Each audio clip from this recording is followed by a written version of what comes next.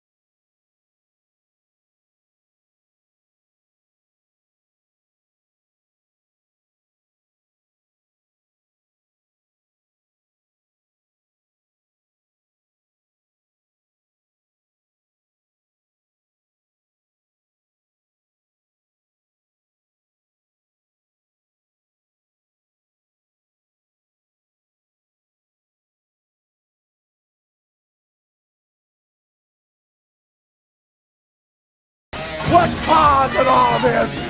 Woo! Put Scooter on the phone, you bird brain. What do you do, backflips? You jump up there in a silly suit? What do you do? You go BAM! I want you to play that. Hey, we're ready to go. Well, good evening, everybody. It's time for another Fast Freddie Rocks Youngstown, coming to you from the Youngstown studios in downtown Youngstown. As always, Joe Danier, our producer, and taking care of all the stuff. And we got a lot of people in here, so we're back on the red couches in front of the fireplace here today. So this is going to be like a fireside chat, except I like sitting at the table a little bit better because you can see my belly a little more here, you know. And at least when you're at the table, see, I'm kind of like Elvis in the early days. You can't shoot me below the waist. You know? Well, it's a good thing you got that black shirt on. You know? That black shirt, it's a little more flattering. right, exactly. So yeah, I gotta be careful there, you know? or below my nipples, which are about right here at this point in time. That's how I look at it. But anyways, we got our special guest here tonight, talking about their new album, great new shirt too. We have the Turbo Lovers with us, and BJ, why don't you introduce the other guys in the band, and let's get it off and running, and introduce yourself too. Sure. Well, it's our bass player Keith Doherty, our drummer Christian DeSantis. I'm BJ Lisco, and that's why I drink. So we're Turbo Lovers. Yeah, man, thanks for having us. And first of all, if you could tell us a little bit about your new CD that you have out, and the songs are really great, and it's called "Lettin It Fly," and we have a copy of it here, and it matches my shirt. And why don't you tell us a little bit about that? Then we'll get into the history of the band, and we'll talk to you guys and what influenced you, and what made you want to get into music and crazy stories. And since we are drinking beer, wherever this is going to go for the next, and we got the fire going, so our little fireside chat here. Well, yeah, so the new record's called Lettin It Fly. It just came out this past week, actually. It's available on all streaming services and everything. And no, just the latest one from us. I mean, we've been doing this for a long time now. With this one, it took a little longer to put together because of the pandemic and everything else like that too. But yeah, I mean, I think the pandemic sort of helped us focus on this one a little bit too, where it was like, when you couldn't play gigs, all you had to do was focus on new material. And so that's what we did. And, we think this is, it's one of our strongest albums to date, if not the, I know it's a cliche thing to say, right, is the latest one's the best, but it's really good. We had a producer on this one, Dave Pytek, that kind of pushed us a little bit further than we've sort of ever been before. Really kind of made us, rethink some parts of the songs and certain performances and stuff like that. And it shows. I mean, so, the record's, we're real proud of it. Now, why don't you explain a little bit about the Turbo Lover sound? Oh, it's 35 minutes of Whole Lot of Rosie, give or take. It's very rooted in AC/DC. Obviously, that was my favorite band ever growing up, and they're still my favorite of all time. So it's very rooted in that. But there's a lot of other stuff going on there. There's a lot of sort of 80s hard rock. There's a lot of melody to it. a little bit of punk to it, at times too. But really, it's just straight up, ass kicking rock and roll. Right. Now, Joe, are we allowed to play a little clip, or how are we going with our copyright stuff? When we get to it, like YouTube. You got it on YouTube? Yeah. Okay, yeah, Turbo Lovers, and we'll play a couple of songs. We've got to be careful because with this nowadays, with the copyright things, these guys are really like on you. Yeah. It's amazing. The one time we got busted, remember that TV show Davy and Goliath with the little puppets and stuff, and hello Davy and the dog and all that stuff, and taught you a good lesson. Well, one day it was like the anniversary of Davy and Goliath, and we just played a little clip on that. Man, YouTube was on us, shutting us down, and it's crazy. So we're also our song from the last full length we did, the song called Reckless Love, that is the intro music for Jim Florentine from That Metal Show, comedian Jim Florentine. His podcast is called Everybody's Awful. It's on Barstool Sports, but we're the intro music to his podcast. Like it's our song and he's ranting over it. Yeah. But we had to sign all kinds of stuff because the second like they started uploading to YouTube, there's all kinds of copyright, to make sure that he could use it and everything else. Yeah. There's a whole bunch of paperwork that we had to kind of fill out. It's pretty really crazy now. They're on that stuff too. It's wild. So how did Jim pick up on your tune? That's pretty cool that's the theme song. I've interviewed Jim so many times over the years coming to town, for other jobs, or whatever, to plug his comedy shows. And, I've seen him a bunch and stuff. And, I just got to talking with him after shows and stuff here or there. And he's just a great guy. I mean, I know you've met him too. And just a real nice guy. And, obviously into hard rock and metal. And so he heard our stuff. He liked it. And, I was like, hey, you want me to put together an intro for you? Because he had one for a while that was just sort of kind of cobbled together. Yeah. And speaking of copyright violations, that one went away because I think he had AC/DC in there, like Motorhead and stuff. So I was like, I'll get you an original one. Yeah. And I did. And he loved it. And so, he's used it ever since. That's really cool because he is a cool guy. Now, you also work for the Canton Repository, right? You're the entertainment editor there. Well, so I was there. Then I moved to the Akron Beacon Journal. Oh, okay. And I did feature stuff there. And now I'm just going to be sort of across the state as like a, kind of a planning editor for them. Oh, okay. And then writing here and there, whatever. But but most of the interviews that I got were in the 7-8 years that I was in Canton. So right, and mainly entertainment. And, it was. We'll talk about that in a little bit. But first, we want to talk a little bit more about the band. So, how long have you guys been together? It's our 10-year anniversary. Yeah, this is of these guys. It's 10 years. The band has been in existence in some form since 2003. It just started as like a recording project. For me, it was just kind of like a side thing, and then, ended up becoming a live band, in the mid 2000s and stuff. And then there was sort of a revolving door of guys sort of in and out. It was never like super serious. Right. Did some albums and stuff through all that time. But, the band kind of became what it was when these guys joined, 10 years ago. So our time's almost up, like that revolving door is. Yeah, let's see here.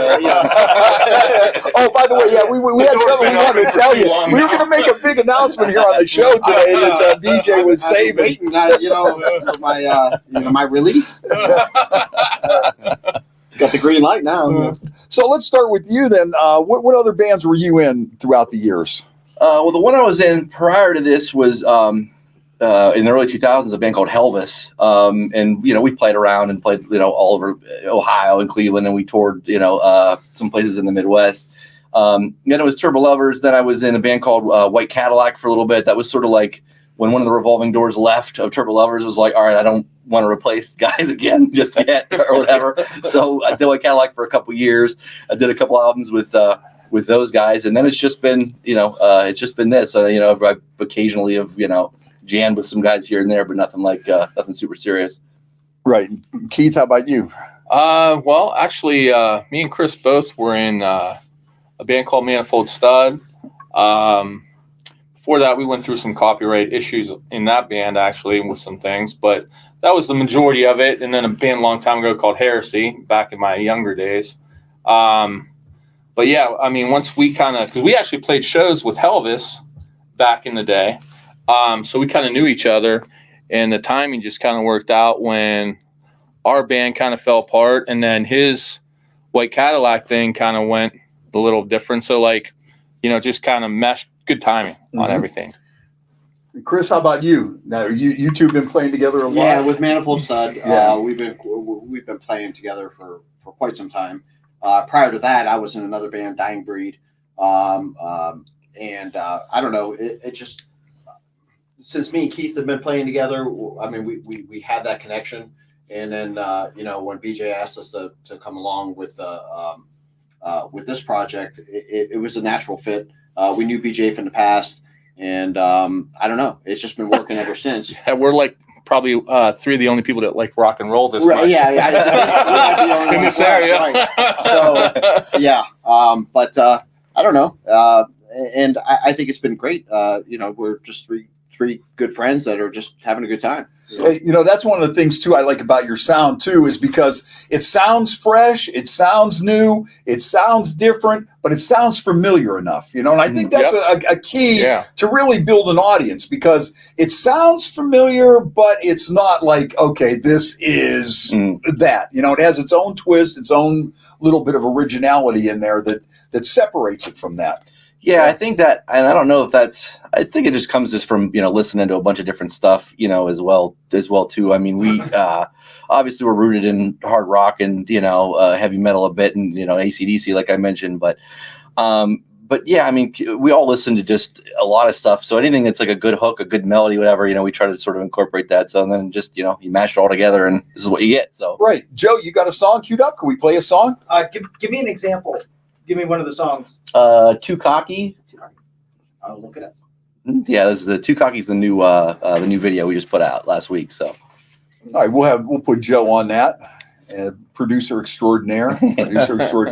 Now you guys got a lot of gigs coming up. You got some big shows. Why don't you run down some of these shows? I'm gonna use my cheat sheet here. So on this Wednesday we're going to be at Jurgles in Warrendale. We're opening for Stephen Piercy of Rat. Then on Saturday, March 26th, we're back in Youngstown. We're at Westside Bowl with a band called The Rumors. Really good three-piece band. Female bass player and singer guitar player. They rock. Then we're back at Jurgles on Friday, April 1st. We open for Ace Frehley from Kiss. Oh, that's good. Which is a great one to get. Yeah. And then Saturday, May 28th, we're at the Empire Concert Club in Akron with a band called The Lucid. That's David Elfson from Megadeth's new project, and man. Vinny from Sponge is the singer in that. Oh, man. So then we're back in town again on the 25th of June at the Ribs and Rock Festival. We're going to be on that with Living Color. It was the headliner for that one. And then there's one more in summer right now where at Yankees at Geneva on the Lake on July 15th, and that's with the Motley Crue tribute band Crucial Crew. So, some good shows coming up so far. Oh, those are some good places, too. First of all, Jurgles is one of my favorite places to go. I think it's one of our favorites, too, yeah. It's unbelievable venue. Yeah. Unbelievable. Always a good time. Yeah.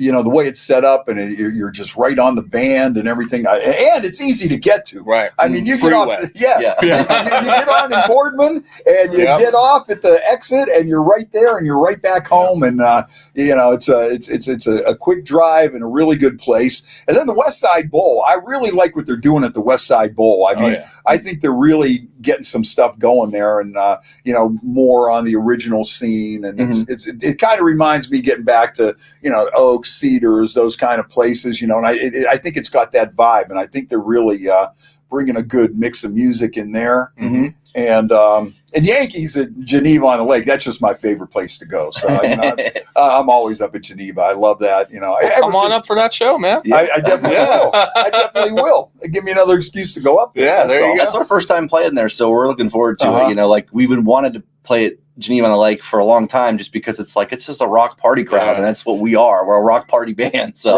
that should be deboisterous. Yeah, that'll be a rough weekend for us. I think we're staying that whole weekend up there too. So if you come to the show, I'm sure we'll be drinking around town that whole weekend. I'll tell you, those Watch are some out, Geneva. I'll come up and help you. I've been down at the Geneva jail a couple of times, whether bailing somebody out or whatever, But to me, Geneva has always been a fun town. And Geneva, really, the history of Geneva, it's such a rock town.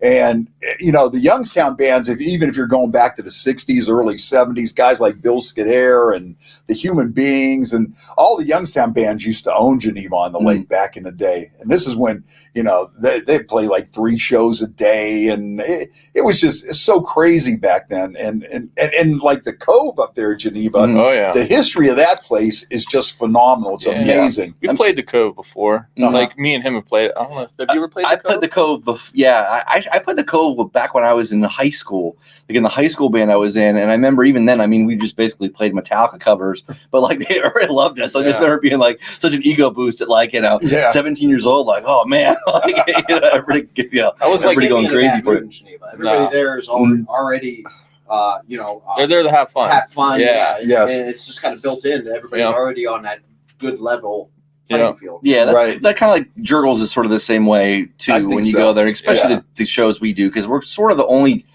band around it, like Northeast Ohio, this sort of area that sort of sounds like we do, that has like the AC/DC sort of 80s rock kind of influence.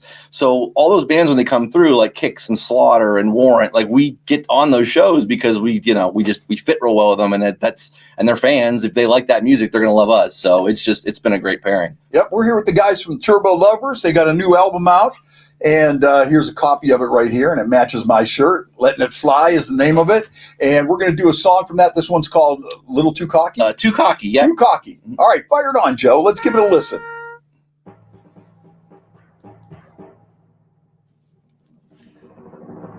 right, Joe, fire the song on, and we'll drink a beer. Sounds good to me.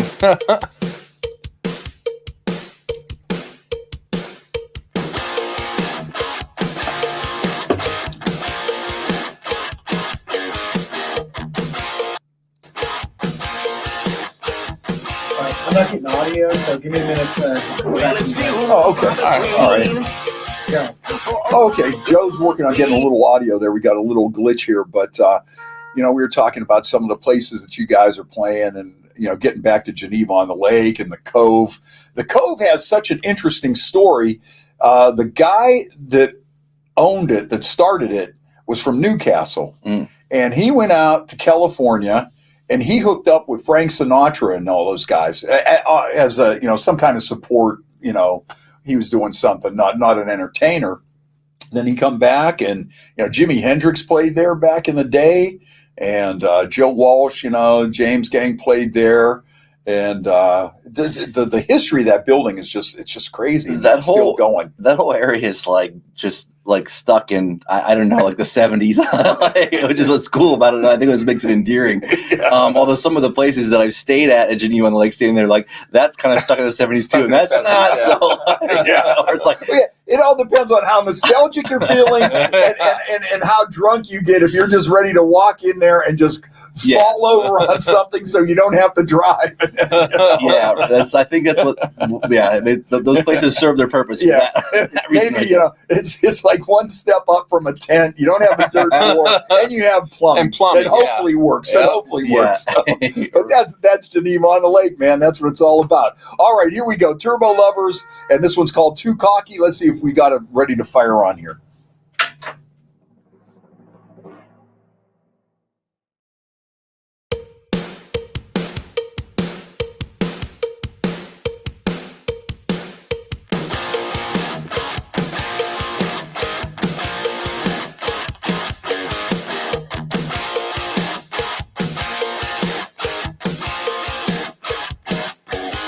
Well, it's few and far between for a rocker on the scene.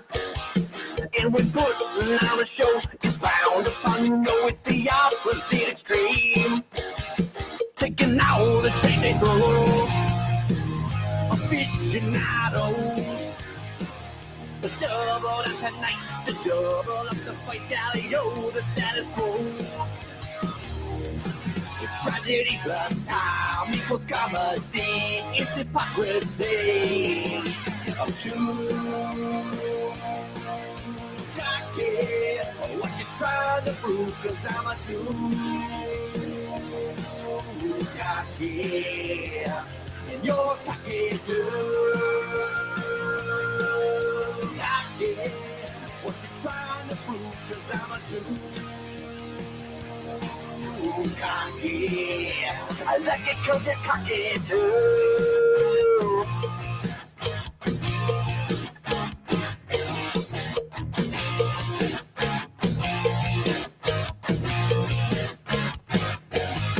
If it's midnight dynamite, then you curse the socialites.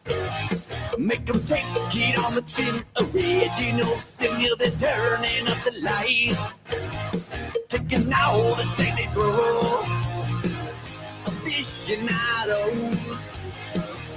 Double down tonight, the double up the vitality, the status quo. Tragedy plus time equals comedy. It's hypocrisy. I'm too cocky. What you trying to prove? 'Cause I'm a too cocky. You're cocky too. Cocky. What you trying to prove? 'Cause I'm a too cocky. I like it 'cause you're cocky too.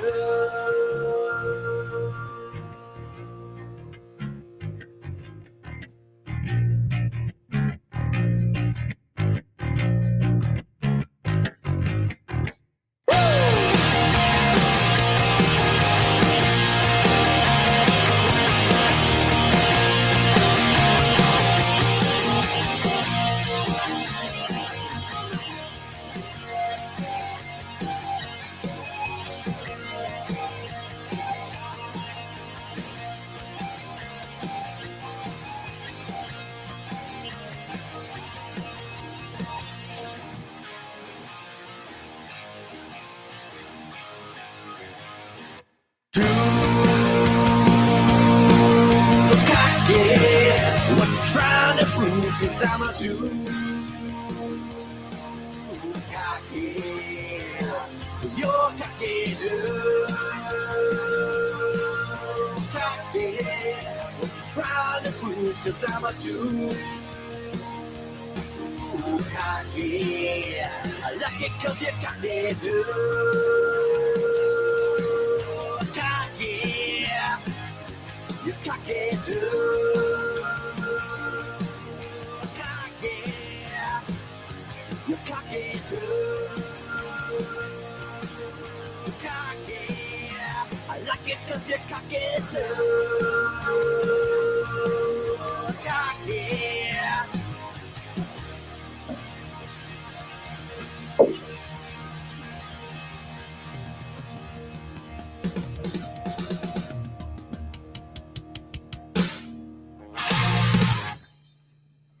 Wow, there we go. That was a good one. The song is called Too Cocky. The band is called Turbo Lovers. They're here in the studio with us here this afternoon. And boy, that was some good stuff. That was a quality video. Girls dancing on poles. Yeah, I love that.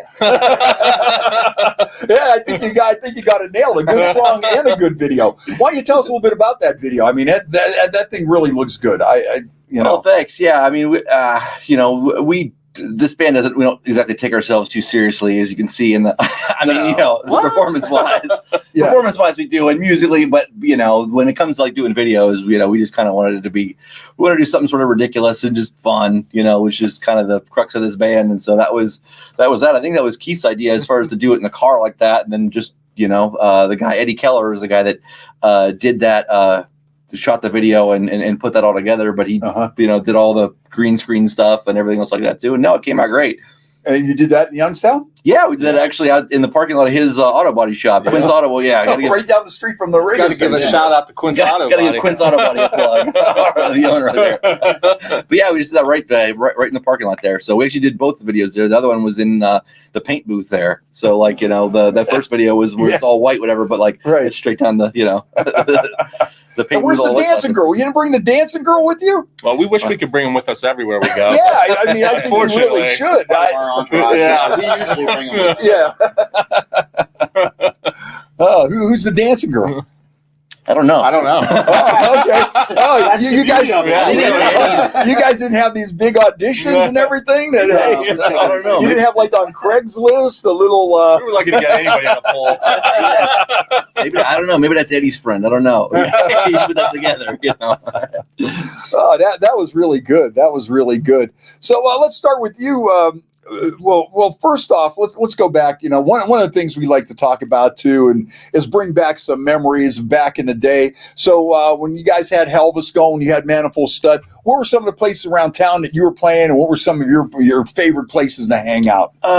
With Helvis, we played in Youngstown. We pretty much just played the Nyabingi. Like that was sort of like we just played there kind of all the time. We were sort of exclusive to that around here. Now, when we played all over Cleveland, we would always get thrown out of clubs in Cleveland because. So this is before Great White. This is before the whole Great White thing happened, whatever. But I used to just duct tape like those fireworks fountains on the end of my base, and we'd shoot that off. You know, you've seen those things. It's like it's 20 foot of uncontrollable dime store napalm going off into the crowd. But then our drummer Marty Caton he had this old 1800s rifle. And at the end, he would shoot it off. He would stuff it with whatever, blow holes in ceilings, whatever. So, clubs kind of frown upon that when you don't tell them it's coming. So we usually didn't, because they would tell you not to do it. So, we'd be like, well, Yeah. but we. Oh, we forgot. But there'd be a lot of people We didn't there. mention that. Are you sure? I was like, well, we made the clubs a lot of money, so we figured, what's a couple ceiling tiles here, there, Right. So, Right. Now, the Nyabingi, that was a fun place. What are some of your favorite memories of the Nyabingi? Maybe some people that you saw down there? I had 3 21st birthdays at the Nyabingi. Uh-huh. I turned 21 3 times at the Nyabingi. Where it's like, oh yeah, it's my 21st birthday. So yeah, I mean, I don't think we get anybody in trouble. Right. These days, since the building's not even there anymore. But no, I mean, that was the hangout. That was like where that was pretty much home base all through college, and and just because it was like-minded people, and he kind of, what Nate's doing at Westside Bowl is kind of an extension of what Greg was doing at Nyabingi as far as the touring acts, as far as all the bands and that go. And I think Nate is probably going to end up passing him here, pretty quick, just because he has the ability to do more with his space, and he has the bowling and stuff there, and he has the food there and everything else too. So. It's been cool to see, in all the old Nyabingi people, like Westside Bowl, sort of their new hangout too. So it's been really cool to see, Nate really do so well there, over there on the West Side. I mean, took strikers, and I mean, look at it now. It's very cool. But that all reminds you of the Nyabingi days for sure. Yeah, I remember when Train played down there when they first come out, and Clutch, and David Allen Coe, how he fit in there. He opened for Helvis opened for Reverend Horton Heat there, and then it's funny, it's kind of a full circle moment. Turbo Lovers opened for Reverend Horton Heat at Westside Bowl, and then Helvis opened for Nashville Pussy there too, which was a lot of fun. But there was a lot of cool shows. There was a ton of and I don't know how many shows we saw. There was like 10 of you watching, these like amazing bands, it's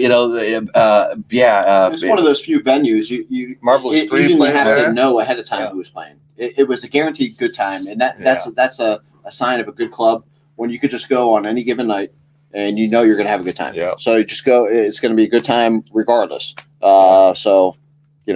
Yeah, I think we really had a pretty good scene at that point in time, even with the Cedars and with the Nyabingi, Penguin Pub, the Oaks. Now you're talking my roots down there. Penguin Pub, Cedars, Oaks. Yeah, that's right up my alley. Man, it was great times. JB's. Back then. JB's back in the day. Oh, yeah. I used to love JB's. Oh, my God. Oh, yeah. We have a lot of memories. A lot of memories of JB's. Bruce Dickinson from Maiden. Yeah. That was something there, I was at that show. Yeah. Yeah. I was at the fire show when it caught on fire. Some memories I can't talk about. I think that's with everybody there. Boy, that place can talk. Yeah. I remember one time when Eric Moore from the Gods played there, and he had just had some kind of an operation. And he's sitting upstairs, and he takes off his shirt.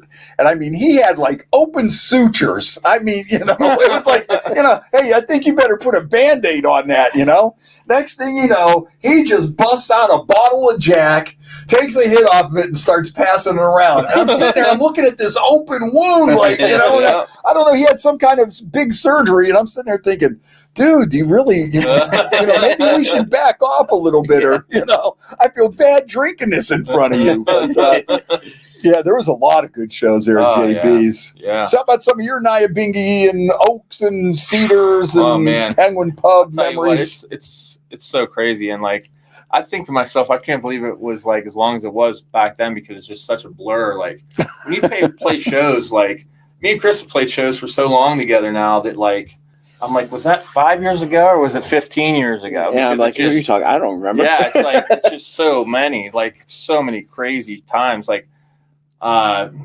Cedars, so many shows at Cedars back in the day. I mean, that was probably, I don't know, probably our go-to bar, I would say. Yeah, it was home base. Yeah. It was definitely home base. Same deal. Always could go there, whatever. Penguin Pub when it was back in the day, when it was the original Penguin Pub, not Pied Street down under. Yeah. That was when it was crazy. Oh, that place was nuts. You go there and you'd see like porn videos being played by the bands, people running around naked. Like, I mean, it was just. G.G. Allen played there. There's clips on YouTube of G.G. Allen playing there. Yeah, I think John Kennedy's in that video, and Danny Kaye was up there, and all them guys. Time I walked into Penguin Pub, the very first time, I think I got knocked over the head by a shoe.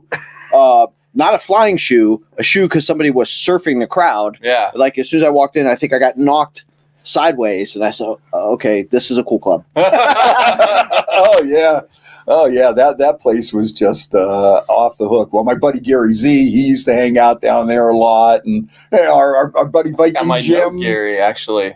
Oh, okay. I think I do. Yeah. He's like a bald dude.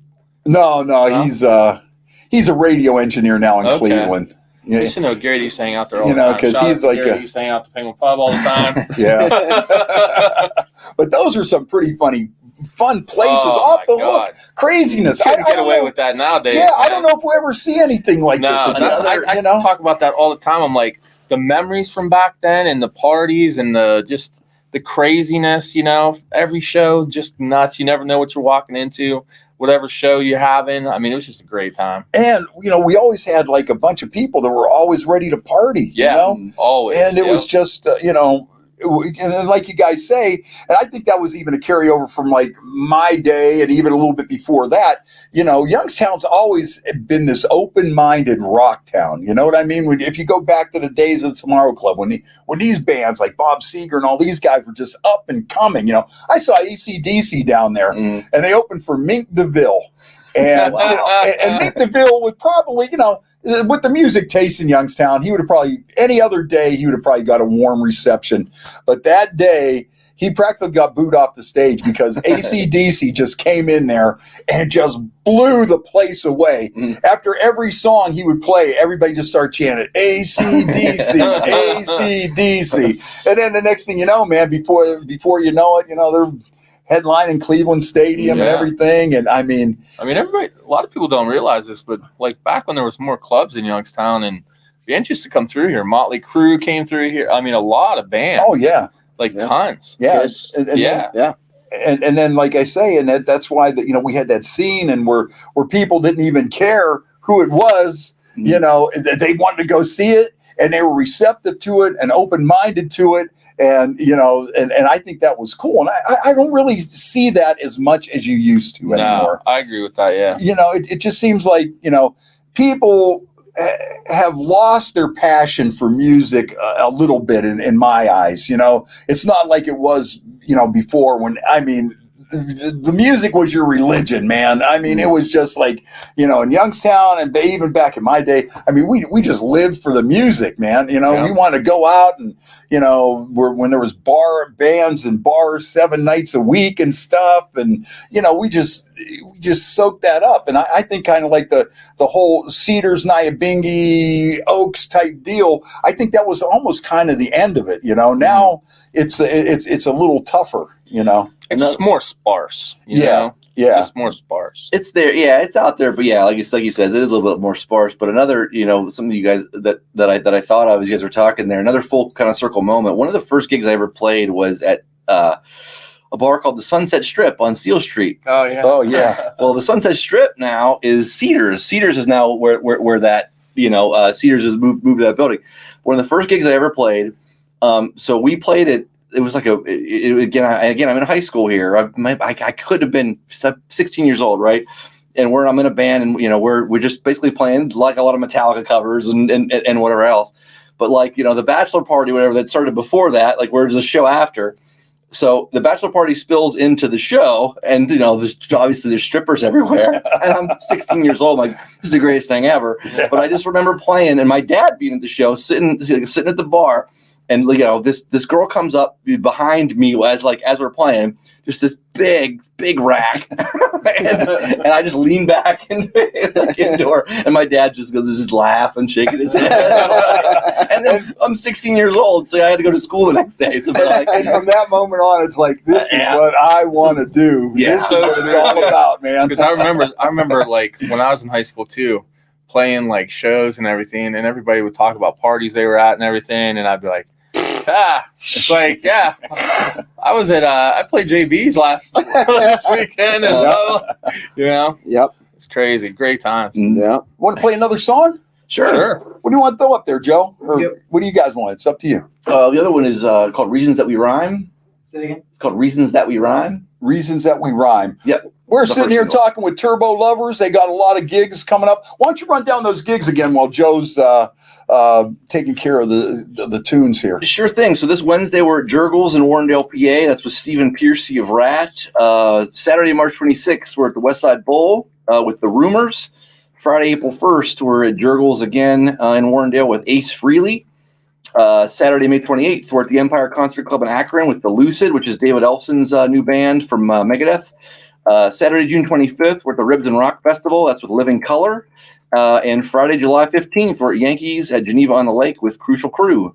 So those are all great venues. And if you haven't been to any of those venues, you got to check it out. You know, if you have not been to a show at Jurgles, you're missing out. If you haven't, checked out the West Side Bowl yet, you're also missing out on that, because I think they really got a cool scene going there.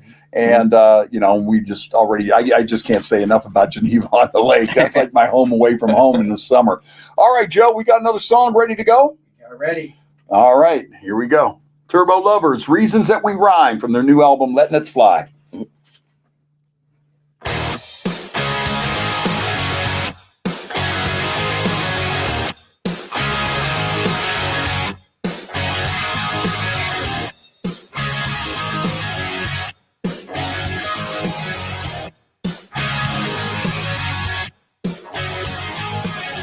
I got a feeling I'm gonna get it over my head.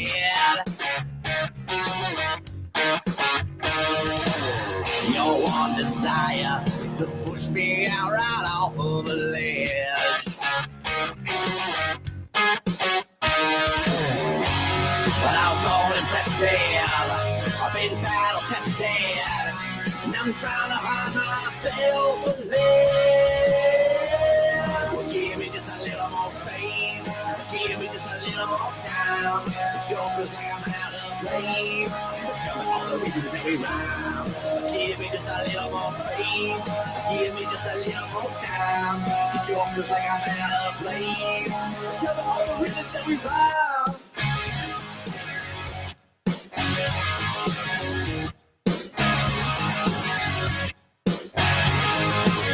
You're talking double, it's easy for you to be misread.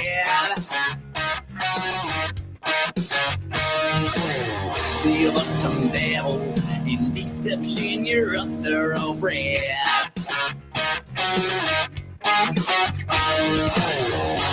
But I was born impressive, I've been battle tested, and I'm trying to find myself a leg. Give me just a little more space, give me just a little more time. It sure feels like I'm out of place, so tell me all the reasons that we rhyme. Give me just a little more space, give me just a little more more time. It sure feels like I'm out of place. So tell me all the reasons that we ride.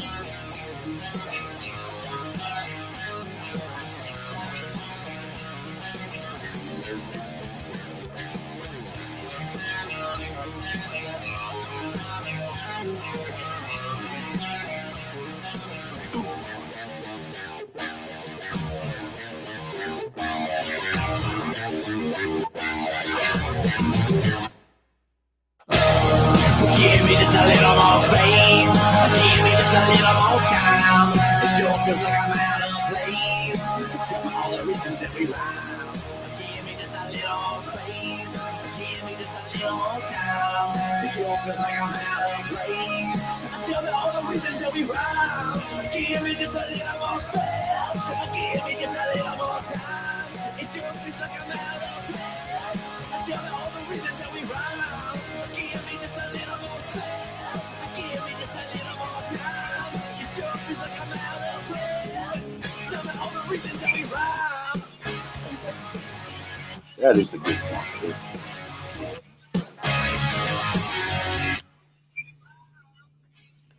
Reasons That We Rhyme. That's something brand new from Turbo Lovers, and that's from their brand new CD that we have a copy of here called Lettin It Fly. And you can pick these up and online and everything. We'll get to that in a little bit. Hey, let's say hi to some people checking in here this evening. Got to say hi to Elizabeth. She's rolling in. My friend Lizzie is out there. I'm sure she's probably drinking some Fireball right now as we speak. Good for her. I saw something online. Hey, Valentine's Day is coming up. I saw something online the other day. Fireball panties for your sweetie. So you might want to get a pair of Fireballs. Sounds like it would burn. Our buddy Taz is checking in. Also, Barb Fox. How are you, Barb? Ray Conda's checking in here. Richard Stonebreaker checking in. Randy Freeze.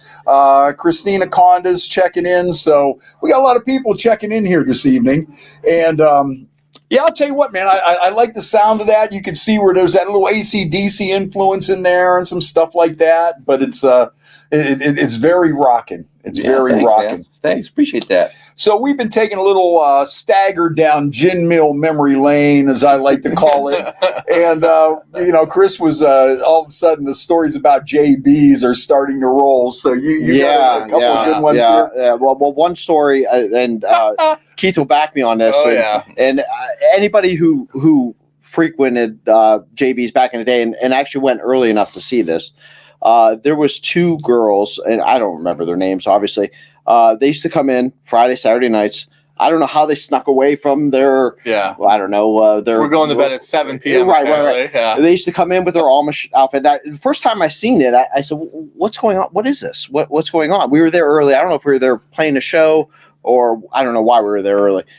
They came running in, went into the restroom, and they came out. Like a typical 80s, they went in Amish and came out Tawny Katane. They came out Tawny Katane. Yeah. And they stayed obviously till the end of the night. And after everybody left, they would go back in the bathroom, turn Amish again, and head on their way. Yeah. So that happened almost every Friday, Saturday night for quite a long time. Long time, yeah. Yeah. Crazy. I don't know if we'd ever see something like that again. So that was like the real life. They got a couple of those Amish shows on there where the people yank over and things like that, and trials and tribulations. I knew that show was fake when they had. They shot some of it in Hermitage of all places, and they had these Amish girls, and then they like went to a supermarket, and they were acting like they were all amazed. And I'm like, okay, if you're from Hermitage and you have never seen how many Amish shop at Walmart, believe me, they're not. Going to be like freaked out because they went into this like little grocery store, like Sparkle or something. It's like, obviously this show is messed up. And then they had the Amish Mafia. Did you ever see that one? Didn't the one guy go in and cut somebody's beard off or something? Or was that was real. That actually happened. Yeah. Was it a Amish from Mafia like thing? Akron or something? Yeah. That was. He went to jail or something? Yeah. Oh, yeah. I think his name was Sam Mullet, as a matter of fact. And Yeah, you might be right there. Yeah. and he was The chopping mullet off- chopped off the beard. Yeah, You're telling me? that's why I remember that to this day, because the guy's name was Mullet, and then How do you sneak into someone's and like? yeah. I cut off a beard. I don't know. And Oh yeah, he was like kind of like this evil Amishman. Then there was this other one, this the one show, and it was about a murder in Akron that involved like some Amish people or something, and it was and I remember that one because the name of the person involved was Tittlebiddle, and I'm just thinking that was just one of those things like Sam Mullet, got Mullet cut off the beard, and this other one was like the name was Tittlebiddle, and I'm like, wow. Tittlebiddle, and they're talking about Tittlebiddle, and I'm like, okay, that's just going to stay in my brain now forever with useless information. But the one Amish show they had, they had the Amish enforcer was a midget, and they had like the Amish mafia, and Lebanon Levi was the godfather of this. And like the midget would pull up, and if he saw people like on the side of the road that were selling like Amish furniture or homemade Amish baked goods, and they weren't Amish, the midget would jump out with a baseball bat and just smash the shit up. Was this on the Learning Channel like before Honey Boo Boo and no, it's right in that area. My 600-pound life or my 1,000-pound life, whatever it is. Borderline episode of Jackass or something. Yeah, those shows they just never stop. Honey Boo Boo was another one. My goodness. I'm not sure how that qualifies for the Learning Channel. I mean, I guess I'm learning something, but I don't know if I want to learn it. I'm learning that I got a lot better life than I thought I did. My family isn't as screwed up as I thought they were. Exactly. That's what I'm learning. Exactly. Oh, what's another one on there? Oh, they got this other one, 90 Day Fiancé, where these people will meet somebody from like Indonesia or something. Or they'll meet some, it'll be like this like you got woman in Alabama somehow through the internet meets some guy in Ethiopia, and then they're going to marry in 90 days. Oh yeah, and it's just like mail order bride type deal. But they're like madly in love because they corresponded, and it's just like okay. And then another one, I don't know why I know this stuff because I see it and I get caught up into it. Another one they had on there is Love After Lockup. And it's these guys or girls that hook up with these people while they're in jail. And then when they act like they're so in love that they're going to get married and stuff the minute they come out. Mm-hmm. And then, of course, it all goes to shit because, because really they were just having a 5-year booty call. Yeah, right. Casual visit, and that went a little bit too far. Yeah, and it's just, and I'm just watching these shows, and it's like, where do these people come up with this stuff? Man? I know what the 90 Day Fiancé ones. My wife and I, we'll watch it. You get sucked into those where it's like, all right, this is so ridiculous. I got to watch it. And this goes back even a little further because on how these shows like suck you in. It was like Flava Flav. I could not stand that show, but I had to watch it every week. The Flavor of Love, yeah. Somebody say, hey, you going to go have a beer? Oh, man, I can't. Flavor Flav show's on. I hate it, and I got to watch it. Well, didn't Bret Michaels do one? Michaels Love something? Rock of Love. Rock of Love, that's what that one was great because it was all like just like busted up 80s chicks. Or washed up 80s chicks, there'd be some just... Probably those Amish girls from JP. Yeah, that's where they ended up. That's where the mystery solved. That's where they're living now. That's where the spinoff from that other show come from. Hey, Right. You're like executive producer Bret Michaels. But that was some fun. What are the other good stories about some of these places around here? Bands. Well, like I said, we said before, the fire at JB's. Who could forget that? Yeah. I the usual debauchery of whatever club, and you still see that. I mean, we've had some memories at the Oaks and. We played the Oaks. I think we played the Oaks more than any other place. Yeah.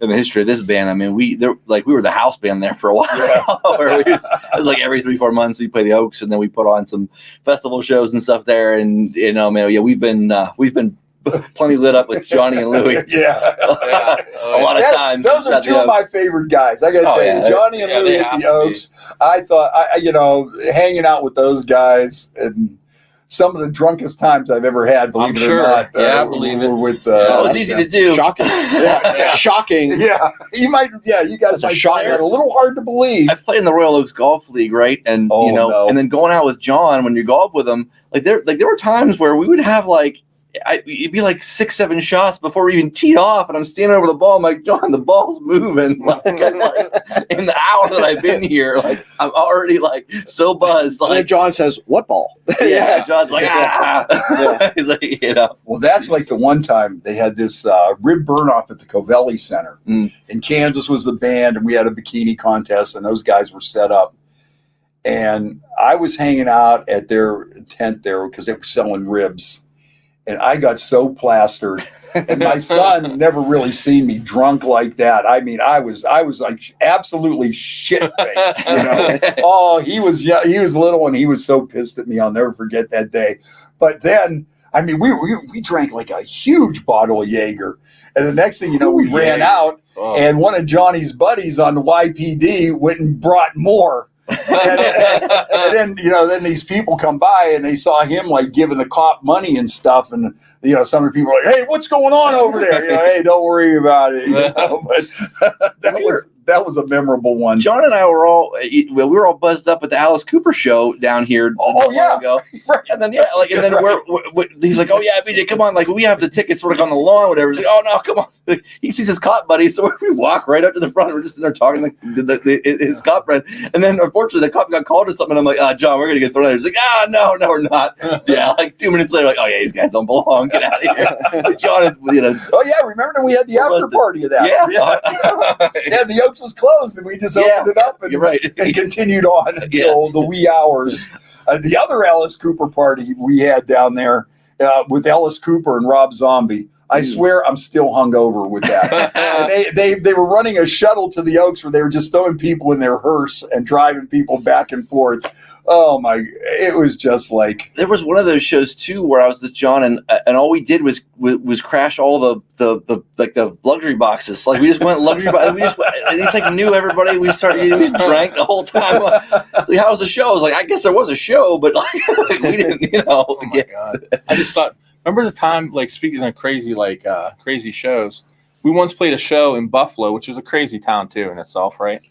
And remember the people, the girls that were spitting on me at that show? Yeah. Apparently, for those that don't know, the ultimate sign of love in the punk world is getting spit on by the fans. Ugh. So so I'm just there taking lugs. That's the worst. I'm like, what is going on right now? I'm like, and I'm getting spit on, and I'm in the back. I'm the drummer. I shouldn't be getting spit on. But yeah, like you said, there was this girl. Doesn't look like the spitting type girl. So we start hammering out our set list, and she digging it so much, she just tilted her head back. Conjured up a big loogie, and she just starts wailing away at me. I'm like, just forward. What is going on? And then Keith turns around and gives me this look like, this is great. I said, he's a sick bastard. This is awesome. So we got spit on, but it was out of love. Yeah. So and then that guy with the shortest cord ever, that kept on getting unplugged while he was playing. I've never seen that before in my life. This guy. Plug it straight into the board. He played bass right from the bass to the board, and he had like a 10-foot cord. So if he moved, it would just come out of the bass mid-song. And I'm like, all right. Didn't he get in a fight? Oh, they broke up right on stage. Broke up on because he got in a fight with the drummer. Yeah. Oh, man. It was great. It's always good when you see a band break up on stage. Yeah, that's awesome. That was a good time. Buffalo's a wild town too. It is, yeah. What do you say? Any of these Youngstown. towns, yeah, very Youngstown. Yeah, any of these, when you look at Toledo and Akron and Cleveland and Erie and Buffalo and Pittsburgh, we all got that. Still to this day, the Rust Belt mentality, Detroit, it's all the same. Yeah, you never know what's going to happen there, but but it'll be fun while it's going on. Might regret it, but it's amazing though on when it comes down to real rock and roll, the Midwest, like in that Rust Belt, I mean, we're just rock and roll people.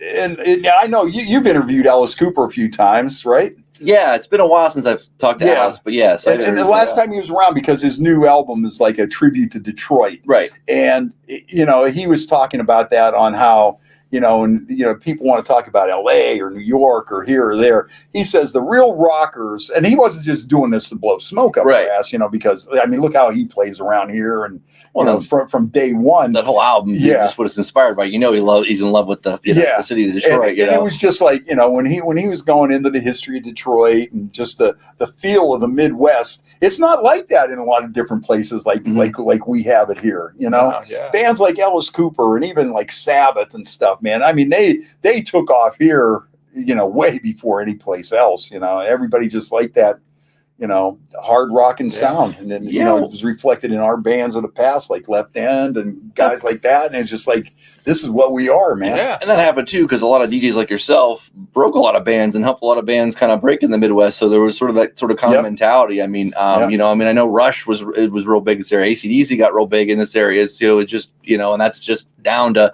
radio play, especially back then. I mean, how are you going to hear them? It's got to be on the radio. And back then, obviously you guys had the freedom to play other stuff and to play whatever if you liked it, whatever. So that was the time where you could break a band, in markets if they just played you, if a DJ liked you, And that was our release. And that was the cool thing about that too, the radio back in the day.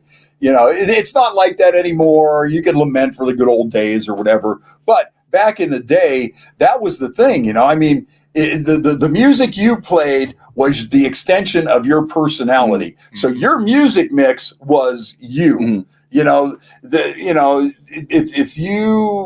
If people knew that they heard a band like Rush more on your show or Rod Stewart or anything, they knew that because they knew that was your personality, and that was all an extension of it. And your mix would be, this is what I'm bringing people to would tune you. in for that. And that's how it was. And then, if people would listen to that music and all of a sudden, like the whole thing with Cleveland was just set up so perfect, because with WMMS and they had the freedom to break all these bands and bring it out. But the way the whole concert scene in Cleveland was set up too is that they had rooms for every size, and the bands, as they grew, were able to go from this place to this place to this place to the stadium, and that was really unique. And of course, the people in Northeast Ohio are just so open-minded on the music that Rush, they played here in Youngstown 6 times. When they were starting Tomorrow Club and YSU, and I was never the biggest Rush fan, but that first Rush record is still my favorite Rush record, which is probably sacrilege to say, considering they wanted to be so huge in the progressive community. But that first record rocks. Still day. It's such a such a. I think I like it because it's more straight, more straight rock than other stuff. But. And then once Neil started writing the songs and took it to a different, more like intellectual. I have no problem with Rush or anything like that. It's just I just never it was just never my thing when it got. When it got too proggy, and obviously I come from the AC/DC school, so it's like yeah. So what are some of the other fun places you guys used to like to play or hang out at? And where are you guys from? Let's start with you, BJ. Where are you from? Well, I live on the west side of Youngstown now, in the Cornersburg area over there. Originally, I grew up in Columbiana, I graduated from Columbiana in '99. So I just I've lived in Youngstown for most of my adult life, I should say. Like once I kind of moved out, I was always sort of up this way, and I've just sort of been here ever since. I live in the Brownlee Woods area. Originally from Boardman, all around just barfly of everywhere. Yeah, Brownlee Woods. Yeah, that used to be my old area back in the day. It's a nice little area. Oh yeah. Yep. Yeah, I like the Brownlee Woods area. Yeah. So I grew up in Boardman, graduated Boardman High School. I live in Poland now. But we're all local. Going along with what you were saying before, I think music had such an impact for this area because I think we can all relate. We're all from this area. It was our release. It was, this town is known for hardworking people, the steel mills back in the day. And it was a break from reality. It was a place to escape to. This is pre-internet, pre any of that stuff. Yeah, and I think it still resonates today.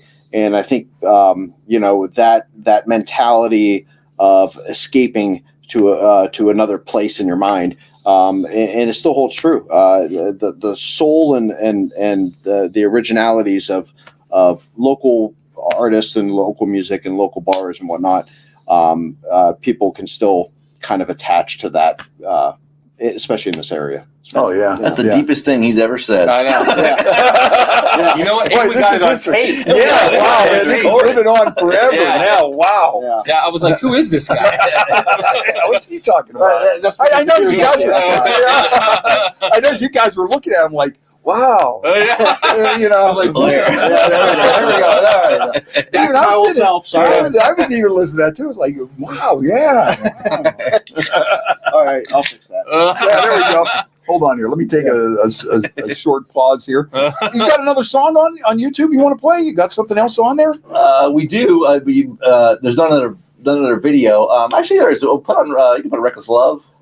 Reckless Love. Reckless Love. All right. This is the song that's the intro for Jim Florentine's podcast. Oh, that's cool. Yeah, I'll tell you what. He is a cool dude. As a matter of fact, we saw him that day at Mojo's. Remember, he was trying out some new material. Yeah. Him and Chad Zumach were there, and he was just a great guy to hang around with. And really down to earth, super nice, super nice, super easy to talk to. Yeah, he'll just shoot the shit with you about anything. But yeah, he's definitely a great guy. He's actually I'm jealous of him right now. He's on the Monsters of Rock cruise. So, oh man, I got to go on that.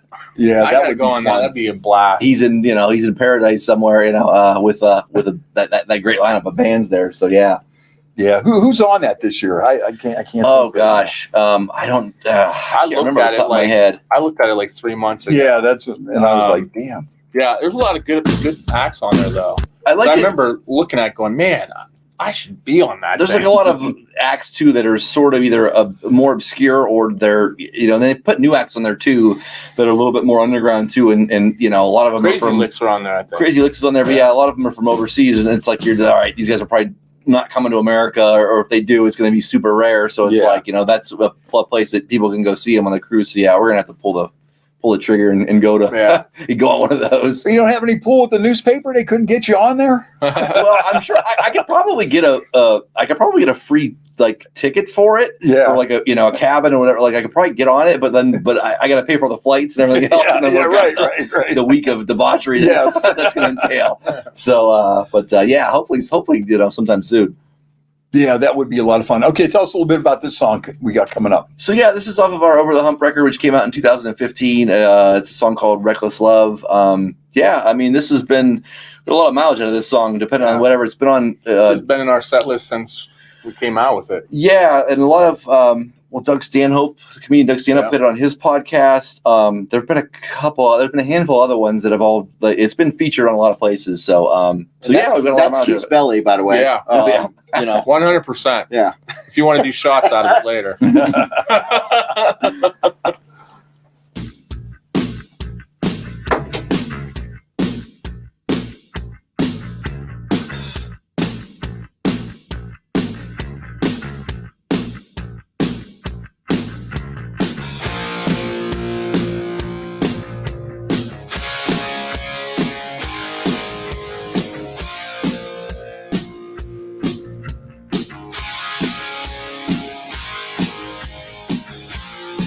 I wanna go where the action is. I pull myself from this row of skids, and it's a classic case of the heart. It's why it's tearing my head apart. I've got the answer in my hands. I never wanted to save your scene, and it seemed like a dumb pipe dream. But take a good look around somehow, 'cause you can call us contenders now. I see through a bad luck, breakthroughs, and I'm still standing on my mark. Did I hit unworthy of? I can rise up. Reckless love.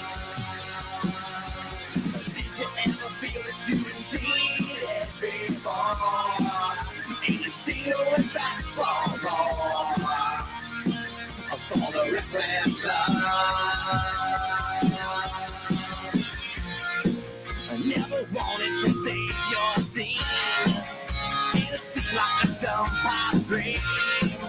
Take a good look around somehow. You can call us contenders now. I see through a bad rain proofs, and I'm still standing on my mark. Dead ahead, I'm unworthy of. I can rise above all the reckless love.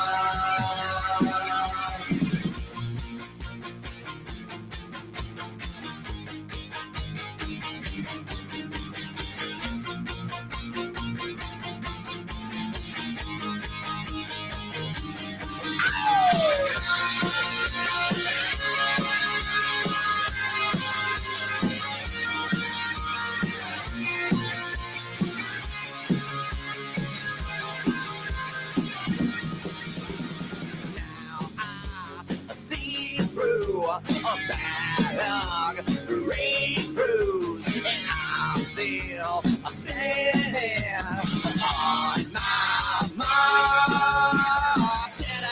Dead ahead, I'm unworthy of. Well, I can rise above this reckless love. Did you ever feel that you've been cheated before? Still went back for more for the reckless love.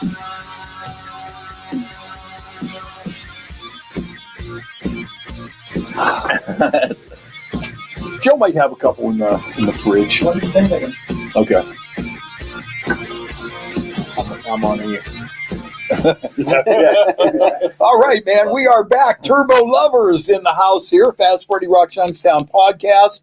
Yeah, Joe might have to make a little beer run here. We're in Penguin City. If anyone. We got some Penguin City. Yeah. All right, that sounds great. Yeah, we know those guys. Yeah. Shout out Penguin City. Yeah. We'll give them. We should probably have a big stack of cans right here, just right by the fireplace. Here long enough, we will. Because since some hair on my arm, I got a little too close to the fireplace there. Got to be careful. So, I'll tell you what, man, we're having some fun here, and I'm just hoping that everything is starting to get better. Let's go back and check in, see who else is checking in. Oh, Elizabeth said your guys are talking about those TV shows. Tommy Lee Goes to College was another one. Oh, there you go. Oh my gosh! Yeah, he had to play the Timballs again. I do remember that show. Yeah, that was crazy. Oh, there we go. Let's see. Yeah, let's put that over here so we can give a little. Yeah. Put it right over here, right by the fireplace. Yeah. We just don't want it to get too warm next to the fire here. Yeah, A little brand recognition. there we go. There you go. Shout out to Richie and Aspasia there. Yep. Yeah, there we go. Mm-hmm. Absolutely. Penguin beer. Is it okay? Yeah. Tough times don't last. Tough cities do. That's their motto. So there you go. And they're right down the street, and they keep adding on and everything. Yep. So I just wish those guys all the best. Oh, yeah. Let's see. Oh, our buddy Gary James from Northern Whiskey checking in. What's up, Gary? Good to see you, brother. And he also does a podcast here with Nostradamus and Gary. So if you on the political side of things. Nostradamus, that's a great name. And Tracy Randall checking in. I got to give a shout out to Tracy because Tracy is working with bringing some blues shows now to the Dash In. As a matter of fact, I think they have a show this weekend, the 19th, and I'm definitely going to work some stuff there with Tracy too, because that's what I'm trying to do. Just to let everybody know what's happening and getting people out. And after this pandemic, we want to get things back up to where it was and start getting people out to have some fun and stuff. So it's time. Yeah, absolutely. Yeah, everybody's ready for it. So yeah, so if you're a blues fan, check out Dash In. They're going to start bringing some blues. Yeah, we played the Dash In before. It's been a few years, but we played the Dash In with the Hawkeyes. I remember we did the show with them. That's probably been 4 or 5 years. More than that right now. Right. But yeah, we had a good time there for sure. As a matter of fact, I think I had my hearing damaged at the Dash In. Michael Stanley and the Resonators, or his Midlife Chryslers, the cover thing they did. They were playing there, and I was up front, and I was taking a picture, and I was right by the PA, and just as I stood up, the sax player just hit a note. He just went screaming like right in my ear. My ear was just like, even with that, I'll tell you what, I had a headache for a month after that. It was just like, oh man, I was this here. Yeah, because I was standing on that side and I'm taking a picture. I get a picture and I stand up to walk away and just blasted into something, man, and my ear just went crazy. It went crazy. So here's one. Let's start with what was the first record that you bought? First album you bought with your own money? We'll go around with this one. AC/DC, Who Made Who? Okay. First record I bought with my own money was Rat Out of the Cellar. Nice. Oh, there you go. Nice. Yeah. That's a classic. Yeah. Now you're playing with Steven. Yeah. Yeah. It's just playing with Piercy on Wednesday. So yeah, that's a great record. I think that's in my top 10 of all time. It actually. is. Yeah. Like, There's not a bad song on that one. Yeah. I don't know. Are we talking vinyl? Yeah, we're talking vinyl. As long as you bought it with your own money. Yeah, that's the key. I think vinyl, it was either Van Halen, Women, Children First, or it might have been AC/DC, Dirty Deeds. One of those two. I don't remember. Yeah, was, I remember I saved birthday but I think I bought it my own money. at a garage sale. I think I bought those albums at a garage sale. I would always hit garage sales looking for vinyl.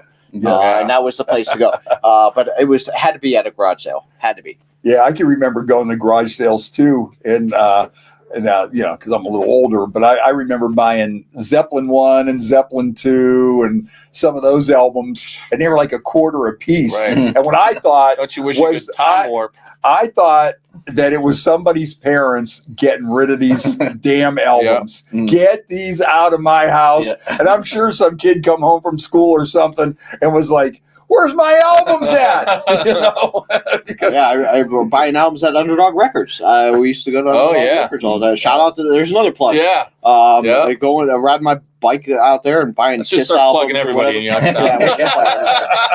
But yeah, I don't know how many albums I bought off of at Underdog. Oh, Sonny, what a character, man. Yeah, he is. I got to get him on the podcast. Yes, you do. Absolutely. Yeah, you should. Yeah. He's a such trip, character. man. He is a trip. I remember God one bless day he played at this. I got two stories about Underdog. My one buddy from high school used to work out there, at Underdog when he was still on South Avenue. And, here's this guy, he's selling, bongs and power hitters and papers and all this stuff, And then later on in life, I had like some medical issues. I'm in the hospital. And who was like, I don't know if he was the nurse or something, but he was some kind of medical technician. And I'm just sitting there going, Krasnaski, what the hell? I go, I don't know if I'm in good hands or not, man. The dude from Underdog that was selling papers and the power hitter thing and stuff. And now he's taking care of me. I was a little worried there. What do you mean, man? That's all good. It's all good. Yeah. It's like, I don't know. And all I need is Sonny to come in a doctor's gown or something, a surgical gown. But another one, I remember one day they did this some kind of international fest or something. It was out at Kent State Trumbull campus. And Saxville was playing. And for some reason, I was just having a bad day. I don't even remember why or whatever. And I'm just standing there watching the band. And of course, Sonny comes out and he's wearing a dress. And then he says, ladies and gentlemen, I'm going to introduce to you Saxville's biggest fan.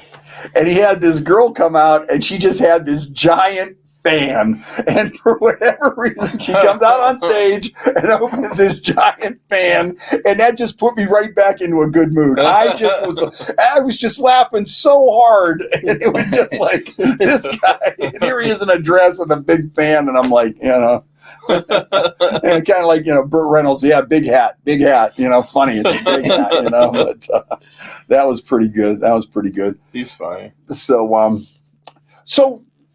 what was the first song you learned how to play? We'll go. Let's do that too. That's another good one. Oh, so I started on. That's a tough question. I started on bass, and the first song I actually sat and just worked on to learn how to play was "Longview" by Green Day. The walking bass line, that's a good bass song. That was the first one, which is a good one to start with because it's kind of, it was sort of challenging for a guy that you're just starting, but you learn real quick, how to do some stuff if you're, certain with that. And then obviously, a bunch of AC/DC stuff too. But the first one I actually sat with like hard was Longview by Green Day. And it was like the first time you played somewhere or played in front of First time anybody. I played somewhere was at the was at the Gatsby in Austintown. Okay, I remember the Gatsby, and it was some private party thing, whatever. And we were all in high school, and I think I sang there. I didn't know how to sing yet, so I'm just yelling. And it was just all covers. And we played Metallica covers. We played Jackal. We played I can't even remember. We played a couple Megadeth covers, but yeah, it was just But yeah, at the Gatsby in Austintown was the first time. I think I was either maybe 14 or 15. Wow. First song I ever learned how to play. That's tough, actually. I'm getting too old and too many beers to remember that. But we should save that for first. Yeah, right. I'm like, first song. Holy crap. I don't even know the answer to that question, to be honest with you, because when I first started learning how to play, it was just I just wanted to learn everything. You know what I mean? Because I was just so about it at the time. First place I played though was actually JB's. That was the first place I played. That in Colonial Lanes. You remember Colonial Lanes in Canfield? Yeah. Actually, that place, I'll tell you what, a lot of people don't know this, but if you go back, a lot of the people that played Colonial Lanes still play or do something musically to this day. It's crazy. What was some of the scene out there? A lot of people the bands, I mean, none of us were great bands or anything, but that was when we were teenagers, 15, 16. And it was just bands just coming up, and that place would give you your start, which is, what you need as a band in your teenage age to get your, what you want to call your groove going or whatever. But yeah, there's a ton of people that played that place. They're still around today. Bill Lowry, Bill, he played down there. Bagger, he played down there. Just a whole bunch of people, but Bill Lowry's in Lake, right? Yeah. Yeah. Uh-huh. Right. Shout out to Lake. Yep. Mm-hmm. Shout out to Lake. Plugging away. Yeah. More plugs. Yeah. More plugs for people. That's good. That's what we're here for, man. Yeah. Shout outs and plugs and yeah. That was a great place. But my first club I played was JB's, which was just insane. That I was a way to start, man. Yeah, 16 years old, playing JB's with Amish strippers there. And, I was just going to go back to that because I was going to say, I can't remember the first song I learned how to play, but did I tell you about the Amish strippers and JB's? Stuck in my head. I remember a lot of the things girls wore back in the 80s back then. It was lovely. Those things, hair. Stuck in my head. But, the first song I learned how to play to get there, not so much. Couldn't tell you. Yeah. Yeah, for sure. Yeah, for me, I think I joined Keith with this. I think my first gig, it was either Cedars or JB's. I want to lean towards JB's. I think JB's was maybe my first gig. As far as learning my first song, I'm still trying to do that. It might have been, I don't know.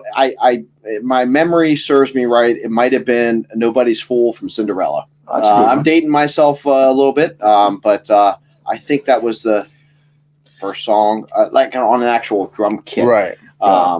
Before that, I was hitting whatever. That might have been something even earlier than that, Zeppelin or something. But yeah, I think that was the first legitimate song I learned. Yeah. And how about you? Was it you already said Cedars or JB's? Cedars or JB's. I think I'm leaning towards JB's. I think JB's was my first gig.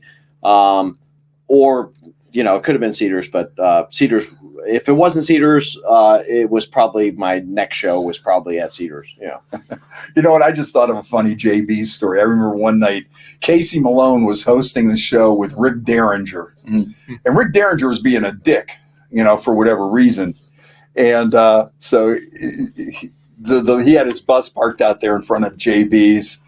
And for some reason, they left the door open on the bus for just a couple of seconds, and there's these two drunk dudes. Hey, Casey, we want to see Rick Derringer. We want to see Rick Derringer. And Rick Derringer was being a dick, and that door opened like a crack, and Casey just got both of those trunks and threw them right on Rick Derringer's bus. Oh, he was hot, man. Where did these idiots come from? Casey just out there laughing. You know? Well, that was Youngstown's Sunset Strip was JB's and Park Inn next door. Yeah. I mean, you just kind of bounce from club to club. Yep. And it was our little mini Sunset Strip back in the day. Yeah, that corner used to be happening. Yeah, it used to be hot. Boy, that used to be jumping. And the great bands that have at the Park Inn and I also too like the Uptown area too back in the day. You know, you could forget about the Uptown. I mean, everybody thinks like the Uptown area now. Like people that are younger than us don't even know anything about the Uptown. RJs and or CNR. CNR, that's CNR and Mickey's and Jam Act Bar. 3, Jam Bar. And the Jam Bar, Oh, that Gouch used to run the Jam Bar. Yeah, and that used to be the smokiest bar in Youngstown. That's what I remember from the Jam Bar. It used to be the smokiest thing. And Brian Ladd would DJ there. Thomas John. You know, I DJ'd there a few times. You know, the Act 3. We used to have a CD 106 night there all the time. And then what was the one on the corner? It's still standing. It's like one of the last ones that's still standing there. Chester's. What is it? Well, Chester's was there. You're talking about where the Plush is now, right? Yeah, where the Plush is. Where was the Varsity Club, and then it was Varsity Club. It That's was right. Chester's back in the day. Yeah. It was I remember going to Chester's as a restaurant. As a kid with my parents and stuff like that. But and then it was and went like 3 different places. Yeah. That was Varsity good. That Club. was a nice club. Yeah, we had the Clarks there and some people like some that. Quiet Riot there, I remember, and you know, Yeah. I played the Varsity Club before. Yeah, that was a great show. I'll tell you, Quiet Riot, that's my big story. When they played at the Cellar in Struthers, you know, and we played there multiple times. That was another fun place. Yeah, it was. They had that going really good. They there did, for a little bit. And you know what? And that's with Eric Ryan. You know, that's where he cut his teeth and learned how to promote shows and stuff. And then is doing a great job. Covelli and Packard Mo was Music booking shows there for a while. Yeah, Mo. Yeah, if you remember Mo. Yeah. And then. Well, anyways, with the Quiet Riot, so like I'm hosting the show, and I think the show was over, and I just get up there and I'm thanking everybody for coming out and everything. All of a sudden, Kevin DeBro, coked out of his mind, just comes running out of nowhere and wants to fist fight me on stage because I used his mic. Oh, he was having a shit fit, man. And it was just like, I just walked away. It's like, at first it kind of took me by surprise because I'm like, what the hell's this dude doing, And I just said, I ain't getting into nothing with this, We opened for Kevin DeBro at a band I was in called The Fools Like You. We opened for Kevin DeBro it was a solo show he did. It was his first solo show, I think, ever. It was at the Girard Golf Dome. Maybe the last. And he didn't do any more after that. But like we did it, and I remember like showing up, and we're there, and there was a couple other bands on the bill with us too, like opening, and there was no one. I mean, there was no one in that place in the Golf Dome, whatever. And so you were like, okay, like I remember the guy that was putting on the show was like, I wonder if he's just going to walk out of here when he comes back. To his credit, he did the show, but it was just like he literally played the show for like 5 of us just standing there, and it was just like. And then he gave us his deli tray after, and he was, he was nice to us and everything else like that too. He didn't have like a total like meltdown moment or anything else like that. But yeah, it was definitely a Spinal Tap moment where it's just like there's just no one. He's like, dude, it's like 11 type deal. Yeah. And I was, and I've always liked Quiet Riot, and I liked Kevin DeBro. The couple times I interviewed him, he was always nice to me. But yeah, I could. Yeah, there was another one where when Warrant was supposed to play at Packard Music Hall or something, and Janny Lane didn't show up or something, and it was one of those things too. I think he saw there was like 15 people there or something, and just said, We just played with Warren, actually. Yeah, the modern version of Warren. How is the modern day? Dude, they were phenomenal. Well, it's all the original guys except for the singer, which is Robert Mason, who was in Lynch Mob. And he is off the charts good. Like he is just so good, and those guys were so nice. So nice, yeah, good guys. But, they were phenomenal. Phenomenal live. I don't think they get credit. I think they get written off a lot because it's obviously Janie's not there. Yeah. But But no, I mean the band is super solid. Like all the harmonies and stuff they were doing. The drummer sings the whole. They sounded phenomenal. Yeah. Like you would have thought like they never missed a beat. No kidding. Yeah, I mean that's good to hear. They were good, real good. Yeah, see, the way things are going anymore, even with like the classic bands, when these people are dying and stuff like that, some people are like, oh, I'll never go see them because, there's a lot of bands now. I don't think you're going to see the original lineups anymore. There's a lot you can't. I think it's getting to the point where what do you accept? What does the audience accept? Mm-hmm. I mean, you can even look like Journey, okay, Steve Perry's not there. He hasn't been there forever. I'm going to see them next month, or this month. Yeah, 22nd. Yeah. And it's like, what do you accept? Does it sound good? Are the songs moving you? Is the stage show looking good? Is the instrument, is the playing carrying you? Same with like the Eagles. I mean, I think the Eagles, with all the stuff they've been through, I think they're another band that still just brings it, Yeah. And I think, if the quality is up there and it doesn't look schlocky or whatever. It'll be interesting to see, like, going forward if bands and certain bands that are big enough kind of become like football teams, because we root for the Browns every year, but the Browns that's not the same crew of guys every year. That changes every year. So like, will that happen with bands? And you guys want it to change every year. Will bands? No, you know what though? It's funny you say that because just recently they had Blood, Sweat, and Tears at the Robbins Theater in downtown Youngstown. And I was looking at the lineup, and it's like, there's nobody left in that. But that's how the guy explained it, though. He says, you know what? It's like the New York Yankees. You're not going to see Babe Ruth. Right. You go to Yankee Stadium, you're not going to see Babe Ruth. You're not going to see Mickey Mantle. But what we're bringing you here is... we got the best musicians that we could find. We got top-notch musicians. We got a great singer, and the material is here.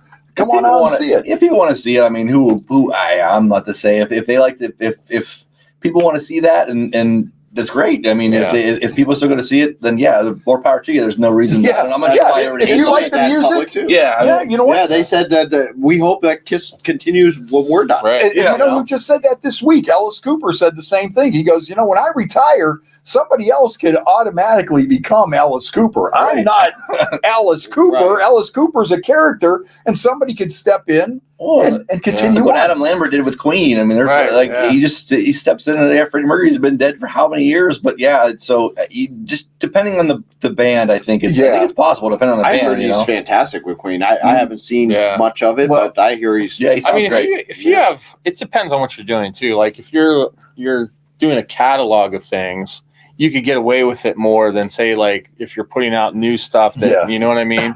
And that's kind of the difference, right? And think about it. If you're going to go see a tribute band or a cover act, I mean, what's the difference? What's the difference in going to see? All right, there's one guy here, and there's a bunch of. Well, what's the? But at least that guy was in the band. I mean, what's the difference? I don't know.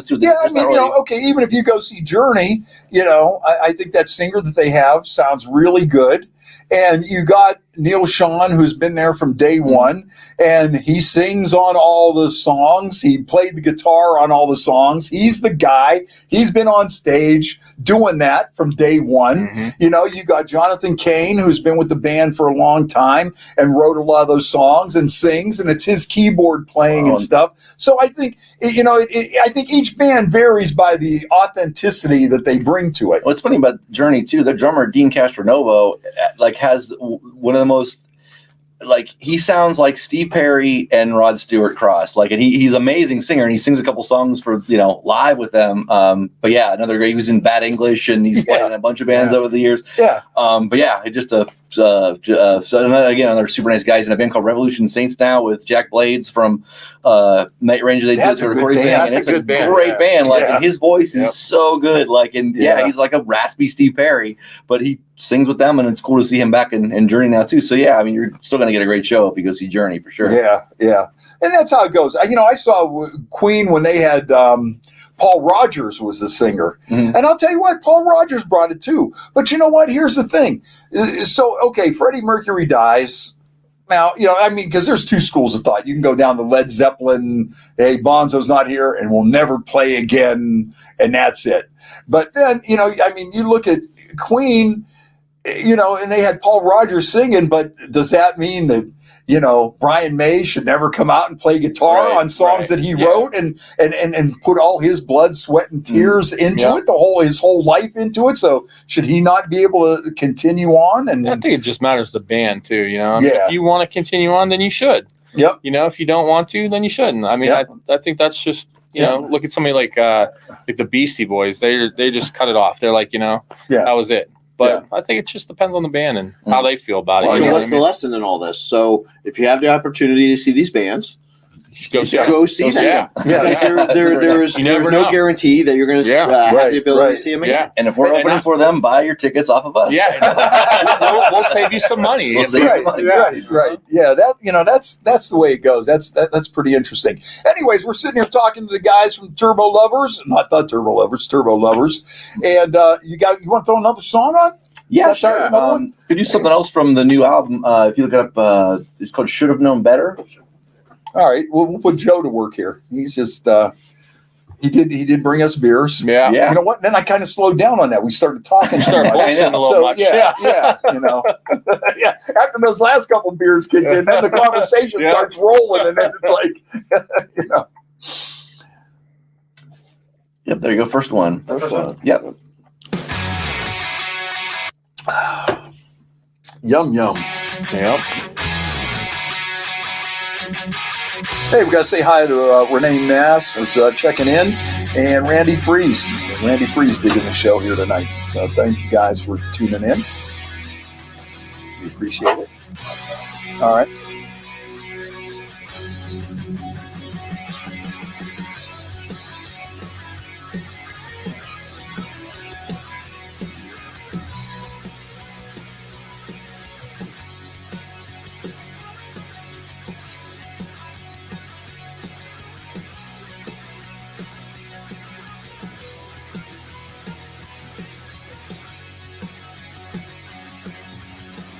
I've always been teetering on the edge, a circus in my head, a path I wish to live. Still I'm trying for some civility, and maybe it's all me. I need idiosyncrasy, but I know it's all become a mess. Now let me get this off my chest. I should've known better. I'm making plans for more stormy weather. I should've known better than to fall for you. I'm making plans without any pieces. I should've done and hit the old reset. I should've known better than to fall for you. Looking hard for my own reality. I'm making quite the scene. The satisfaction guaranteed. I need to find myself another distraction. A path worth walking on. A less fatal attraction. But I know it's all become a mess. Now let me get this off my chest. I should've known better. I'm making plans for more stormy weather. I should've known better than to fall for you. I'm making plans without any pieces. I should've done and hit the old reset. I should've known better than to fall for you.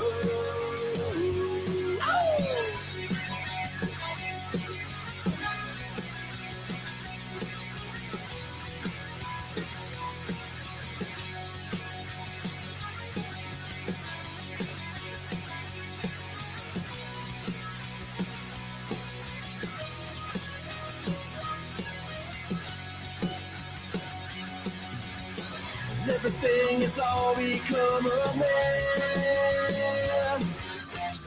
Now let me get this off my chest. I should've known better. Making plans for more stormy weather. I should've known better than to fall for you. Making plans without any He said, should've done it, Dior, he said, should've known better than to fall for you.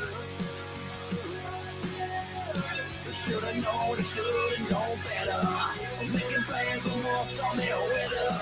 Should've known better than to fall for you. Making plans without any pieces in. Should've done anything you said. Should've known better than to fall for you.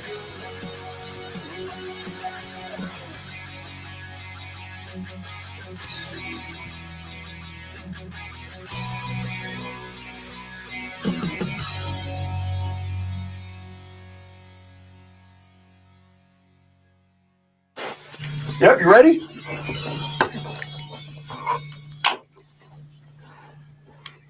Yeah, it don't take long. I'm ready as well. Are you? All right, here you go. Coming at you. We back? We are back. All right, we are back. There we go. Turbo Lovers from their new CD, Lettin It Fly. So anyways, we've been having a good time here. Now we're all cracking a Penguin City beer made right here in Youngstown. Cheers. Right down the street from our Youngstown studio. So cheers, everybody. Now, we were talking about Youngstown history and all this, and you mentioned the Ramones, and this is one of my all-time favorite. This is a legendary worldwide rock story about the Ramones when they played at the Tomorrow Club. Was one of the first gigs that they ever played outside of CBGB. And they played here in Youngstown. They come down to the Tomorrow Club. And then, of course, Stiv Bators was a big fan. Stiv Bators, he is such a character. If there's one, like, rock character that is just outrageous, it's Stiv Bators, and you read about him, and Frank Sessage was with these guys and everything, and he has a good book out, and he just chronicles. He has such a memory, and he goes through the whole thing. And when these guys met John Belushi and the Rolling Stones, when Stiv met the Rolling Stones, some record company or something had a roller skating party going on, and so Keith and Mick are out there roller skating and everything. I just stop for 1 second. Okay, go ahead. I just had to visualize that for a second. Go ahead. So then Keith or Mick is out there skating, and he kind of stops, and Stiv is standing there, and Stiv, the only thing he goes to Mick Jagger is he goes, "Hey, where's the pisser at?"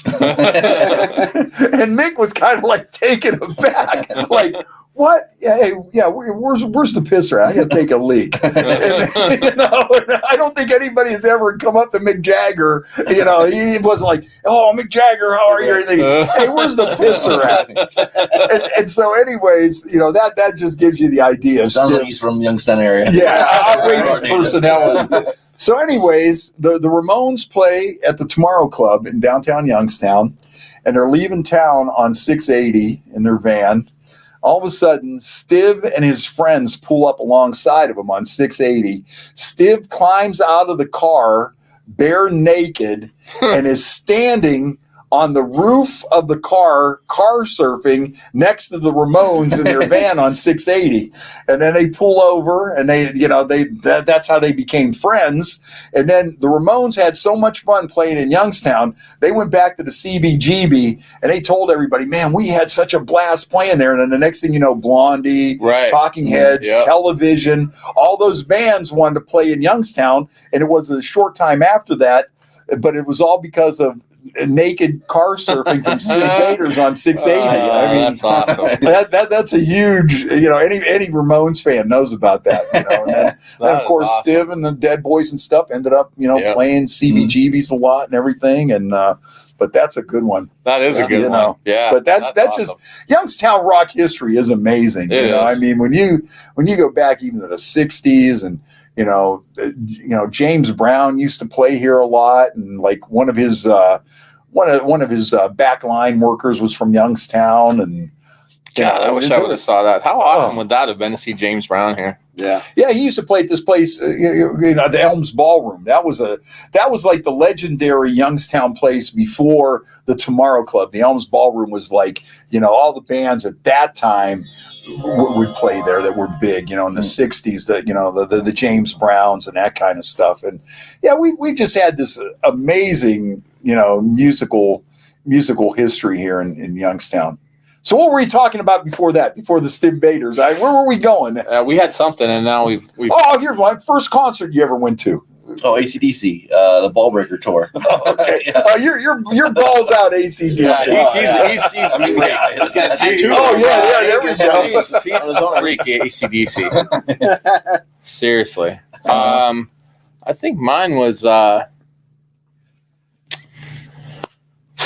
It might have been Henry Rollins, actually. Oh, that's a good one. Yeah, it was a good one. I didn't know that about you. Yeah, Henry Rollins. I think so. That's crazy. Yeah, I mean, unless I'm missing one, which is possible, but that was one of the first. I haven't even heard that name for a while. Yeah. Henry Rollins. Yeah. Did he tell you about the Amish girls, the Amish strippers at JP? Have you heard about that? No, there's certain things, if you know me well enough, there's certain things that I will remember till the day that I die. And then there's certain things, not so much. Is it really that important? Not really. Yeah. Yeah. Gosh, I think my first show was maybe it was Motley Crue and Whitesnake back in 87, That's a good 86. one. Yeah. That's a good one. I don't know if that was at the old Coliseum in Cleveland or if it was Civic Arena. One of the two. Funny about that is, I remember that tour because I was supposed to go and I didn't go. Yeah.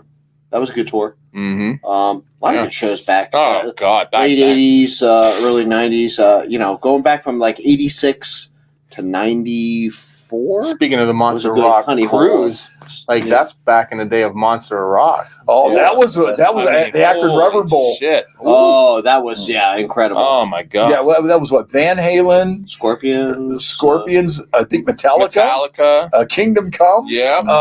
and AC/DC. Yeah. Or no, Van Halen. It wasn't Van Halen was the headliner. I don't know. We'd have to look that up. I think there was two different ones actually. Yeah, there was a couple, Yeah. but then They there did was it that for a one. couple of years, didn't they? Yeah. It was Monster Yep. Rock. Yeah. Yeah, I remember that one though. It was 100 degrees out, and everybody was just passing out. It's kind of or was that Ozfest they had there? There were some good shows at the Akron Rubber Bowl. Yeah, I went to Ozfest at the Akron Rubber Bowl, and I remember Motorhead headlining the second stage there. Megadeth was on that. Slayer was on that. I had a lot of good time at Ozfest. I think it was. I think that was an Ozzy year where Ozzy headlined it, not Black Sabbath. But yeah, I mean, it was just a blast because the Rubber Bowl was just general admission, so you walk wherever you want. Yeah. You just shove Question, if you remember it, you weren't there. I think I was only 18 when that rolled around. So yeah, that's how I remember it. I wasn't The first I wasn't that well. Yeah. 4 or 5 Ozfests were so good. Oh my God, so many good bands. Mm. Yeah, that was just phenomenal. I remember even seeing Korn, one of their first shows. Korn opened up for Ozzy at the Coliseum. I saw that show. I think maybe it was at Gund.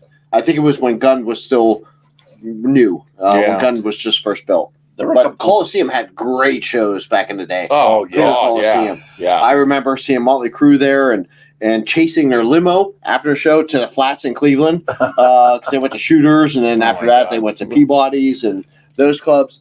Talk about the flats in Cleveland. Jeez, you talk about stories. Oh yeah, those Me and were my the friends good would days. always and I don't even know how we got home most nights, to be quite honest. But we would go there, and every night we said we're gonna drink a drink at every bar in the flats, and we'd start on one side and we'd work our way all the way around, and every time we'd come 3 or 4 bars short. Damn it! Every time. We're But they gave you something to live for. You had to set this goal because you knew you had to go after it. You're Every Well, time. just like the Southside Shuffle when doing South Avenue drinking at every bar. I mean, I remember that since high school. We used to do that. Get the shirt and whatever. I did that back in the day a couple times on my birthday, and that's when even the Peacock Gardens and stuff was right here, right past the bridge, and I made it all the way to the fireplace one time. That's Wow, good for impressive. you. Yeah, that's I did impressive. it one time, Yeah. and that was back in the day when everything was still Everything was going, man. popping Every on single South bar Avenue, was going, from the Quench and There's still you know. got it going, kind of. The Southside Shuffle is still kind of. yeah, It's They still revived lives. it a It's little just bit. not, does not make It's bars. abbreviated. It's not Yeah. like back in the day. yeah. Yeah, I mean, back in the day, the Southside Oh, Shuffle was serious. 'Cause yeah. there was a bar at every Yeah, you had to corner. prep for it. Yeah, oh Like, yeah. You had to That prep was- for it. You had to make sure you ate the right foods and like. and another one I did one year on my birthday is I had a drink at every bar in Mahoning Avenue. That was a good back one. in the day. Yeah. That's impressive Yeah. too. Yeah. And I did that on the radio. Of course, I had a driver because there was no way. But then once the word got out what we were doing, every place I walked to, they had the bottle of Jaeger just sitting on the bar waiting for me to walk in. And I'll tell you what, that was a tough one. Man, I remember. I think it was like my 22nd or 23rd birthday, or maybe 21st. I don't know. But I remember going to the flats, and when we went to the flats, we'd take like 10 people with us. Mhm. And like, I remember this one place had like a block of ice, and they would pour shots through it, and Oh, it would yeah. go down through the ice, and by the time it came to the end, it would be chilled. Oh my God! This is why I don't do Jaeger anymore. But There's a lot of reasons. Yeah, there is a lot of reasons. You're right. But you know what? Sometimes Jaeger the story, occasion calls for it. Sometimes you got that wild hair can't. up your ass. You're thinking, you know what? Can't do it Some anymore. Jaeger might just be what I need at 2:30 in the morning. All I remember is like, oh, it's your turn, and I'm there's a girl sitting at the top of it. I'm like, okay, go ahead. And pours a shot, and she just turned that bottle of Jaeger upside down, and like all my friends were just like, just keep it going, just keep it going, just keep it going. And I'm at the bottom going, oh my God, and I'm just like, and then like eventually it was just a mess. I'm like, Jaeger's flying all over me. I'm like, oh God, like. See, that's the thing with Jaeger. There's something about Jaeger that makes you just goofy. Yeah. If you were to sit down and drink a bottle of Jack, well, now I sound like an alcoholic. If you were to drink a bottle of Jack, or but I mean, if you were out partying, or say we had a bottle of Jack sitting in here, bottle of Crown, something like that, we would be like, probably, buzzed and whatever, feeling good. But there's just something about Jaeger that sets you off. Jaeger's like a weird kind of thing. Yeah. It's almost like tequila. Yeah. You know what I mean? Tequila and Jaeger, like it could send you in a different place. Yeah. Like, a different level. Yeah. All our It's a different Jaeger level of shots buzz. at the cellar, I remember. Oh, yeah. So there was karaoke at the cellar, and it was every time the light went on, and the light was on every 3 seconds. Yeah. So, Jaeger shots. But I got hammered, and I remember singing Billy Ocean, "Get Out of My Dreams, Get Into My Car," doing the karaoke in that. and my friend was there. That was like a really spirited rendition. that was really good. But, Spirited How can't rendition. you? That's a good one. You can tell he's a writer. A spirited rendition. I barfed everywhere, and that was when you sing that song. that was it for Jaeger. Yeah, it was like my bad Jaeger. That was it. That was I just threw up. Yeah. That's all right. For a while there, I just had a reputation for just being a Jaeger drinker. So wherever I had gigs, everybody just thought that it would be a good idea have some Jaeger. or the bar owners.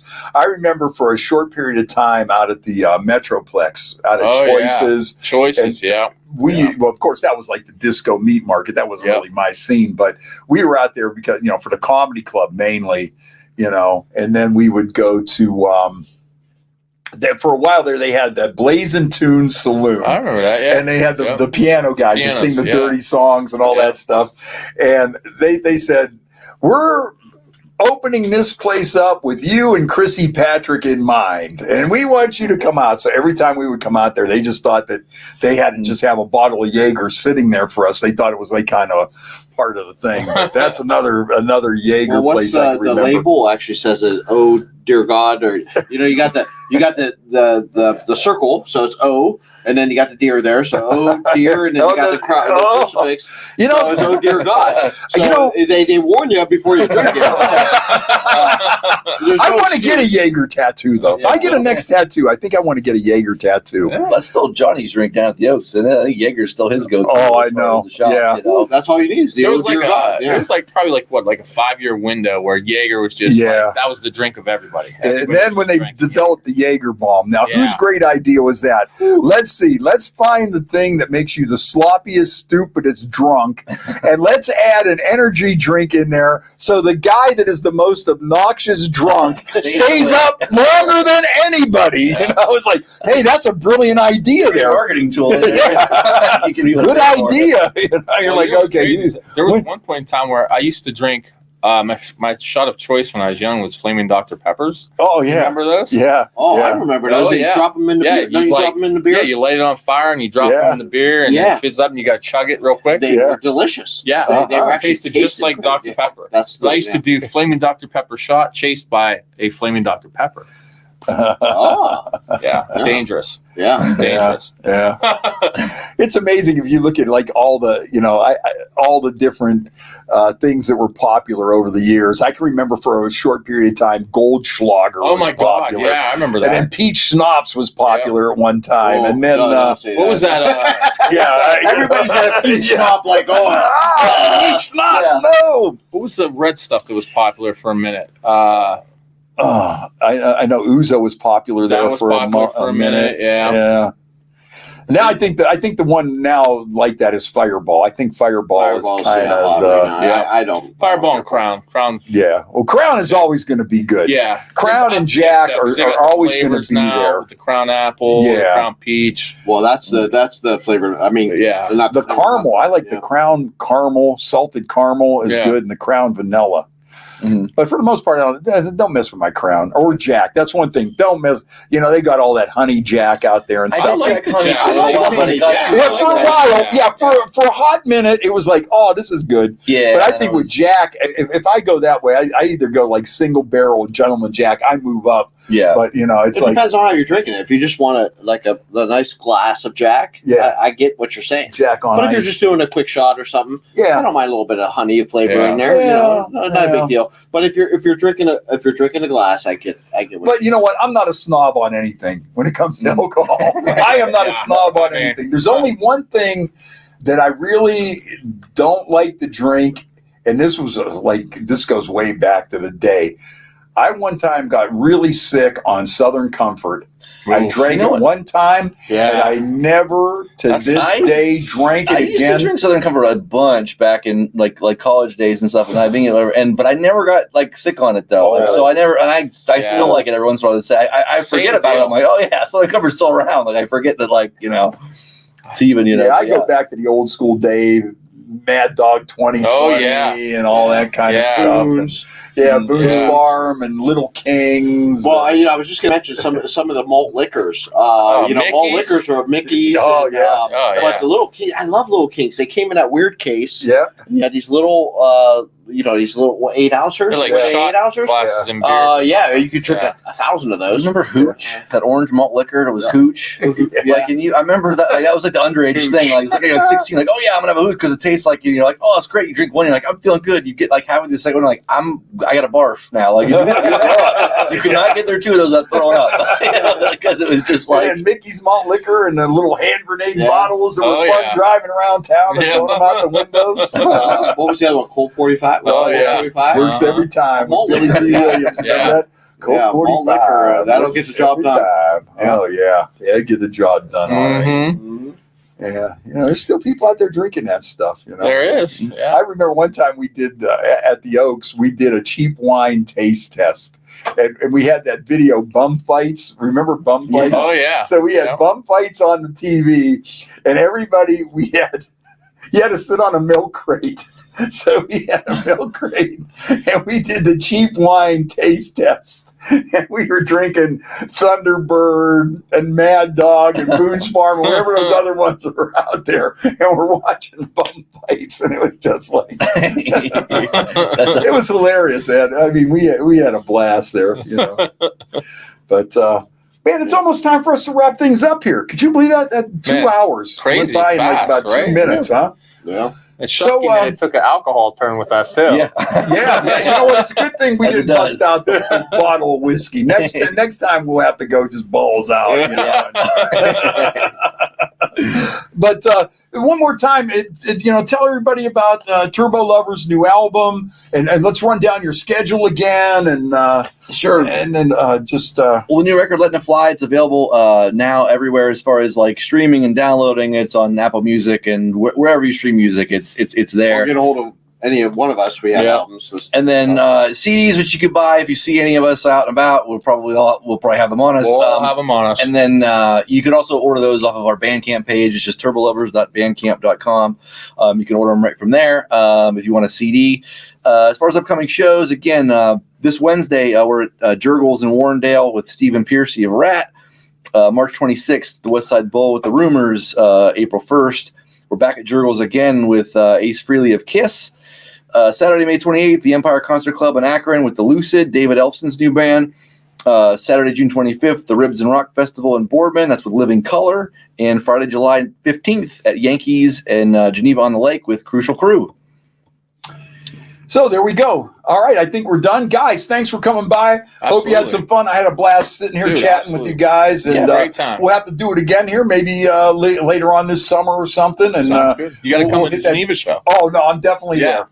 I'm definitely there. You don't have to twist my arm to come to Geneva. We'll have some stories to talk about on the next one. Yeah, exactly. Hey, you know what? Yeah, we'll make a few stories from Geneva. Yeah, we'll make sure we we'll make sure. I'll have to get a place to stay, though, because, that's one thing I don't want to, miss the full Turbo Lover party experience and hop on the motorcycle and try to drive home. That ain't going to happen. So, like I said, we'll get one of those little places there and, man.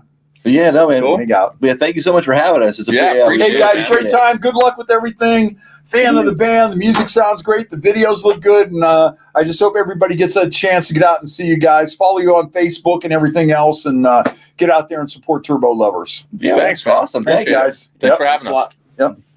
Thank you for listening to this show on Youngstown Studio. If you like our programming, we invite you to subscribe to our YouTube channel, follow our Facebook page, or subscribe to your favorite podcast platform like iTunes or Spotify.